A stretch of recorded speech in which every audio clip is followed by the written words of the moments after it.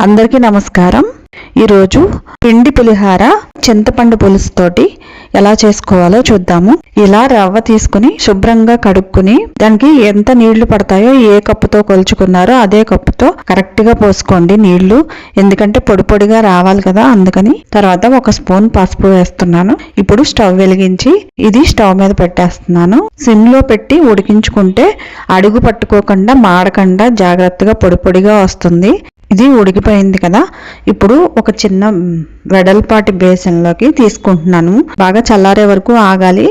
చల్లారిన తర్వాత 2 స్పూన్లు చింతపండు పులుసు వేస్తున్నాను. ఇందులో చింతపండు పులుసు నేను తయారు చేసుకునేటప్పుడే ఎండుమిర్చి వేసేసాను, అందుకని మళ్ళీ పోపులో వేయకుండా నేను ఇవి వేసేసుకుంటున్నాను.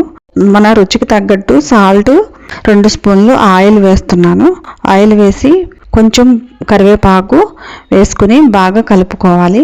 ఇప్పుడు మళ్ళీ స్టవ్ వెలిగించుకుని ప్యాన్ పెట్టుకుని ముందు వేసుకున్నాం కదా ఆయిల్, ఇప్పుడు మళ్ళీ ఎంత పడుతుందో చూసుకుని కొంచెం జాగ్రత్తగా వేసుకోవాలి.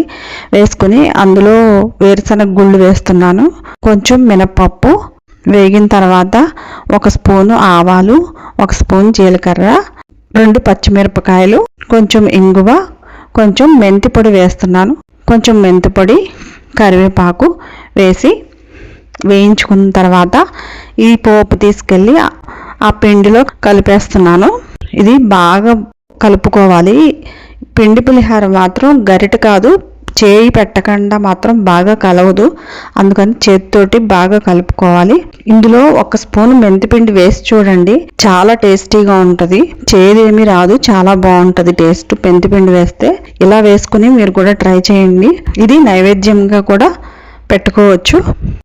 మీరు కూడా ట్రై చేసి ఎలా ఉందో కామెంట్ చేయండి.